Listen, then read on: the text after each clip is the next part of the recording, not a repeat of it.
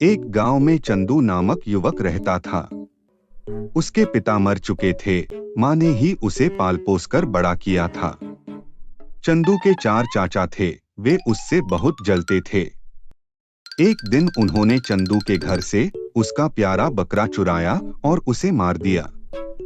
चंदू को पता चला तो वह बेहद दुखी हुआ। फिर न जाने उसे क्या सूझी, बकरे का सिर काटकर शेष शरीर को दफना दिया। पास के गांव में एक ब्राह्मण रहता था।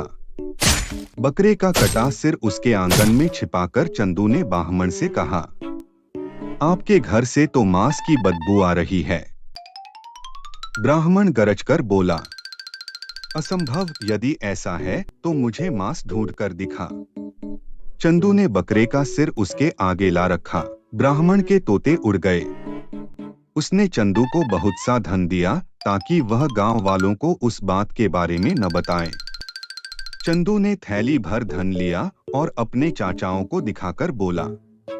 पास के गांव वालों ने मुंह मांगे दामों पर मांस खरीद लिया। वे लोग तो और भी मांग रहे थे। मैंने कहा कल लाऊंगा। चाचा बहुत खुश हुए। उन सबने भी अपने अपने बकरे मारे और उनका मांस पड़ोस वाले गांव में ले गए। बस गांव वालों ने उन्हें मांस लिए देखा तो जमकर पिटाई की। बौखलाए हुए चाचाओं ने चंदू की झोंपड़ी में आग लगा दी। चंदू और उसकी मां बेघर हो गए। बेचारी मां के आंसू देखकर चंदू तिलमिला उठा। उसने झोंपड़ी की राख इकट्ठी की और एक दूसरे गांव में बेचने जा पहुंचा। ले लो, आंख का सुरमा ले लो, इसे लगाकर गड़ा धन मिल जाता है। जिसका ब्याह न होता हो जल्दी ब्याह हो जाता है। हाथ की हाथ एक थैली सुरमा बिक गया। शेष राख चंदू ने छिपा दी। अपने चाचा के पास जाकर बोला, मेरी तो झोपड़ी की सारी राख बिक गई। चाचा ने हैरानी से पूछा, राख बिक गई? चंदू ने उन्हें पैसे दिखाए। फिर चंदू ने उन्हें उकसाया कि वे भी अपनी झोंपड़ी जलाकर उस गांव में राख बेच आए। सारे चाचा चंदू की बातों में आ गए। चारों ने अपने अपने घर फूंक दिए और राख ले जाने की तैयारी करने लगे। चंदू ने कहा, गांव वालों से कह देना कि हमें सुरमे वाले ने भेजा है। जो ही चारों गांव में पहुंचे और सुरमे वाले का नाम लिया तो सारा गांव उनके पास पहुंच गया। देखते ही देखते सारे लोग उनको मारने दौड़े।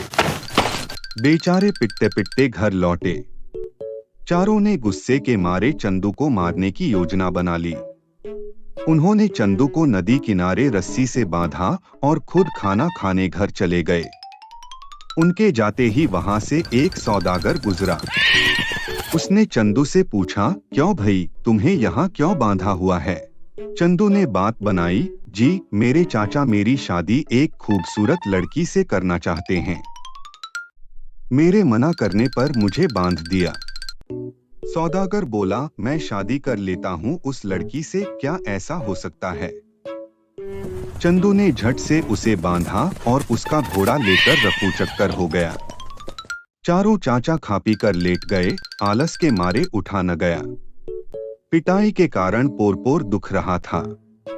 नौकर से बोले, जा तू चंदू को नदी में फेंका, हमसे तो उठा नहीं जाता। नौकर भी कम नहीं था। उसने अपने रिश्तेदार को यह काम सौंप दिया।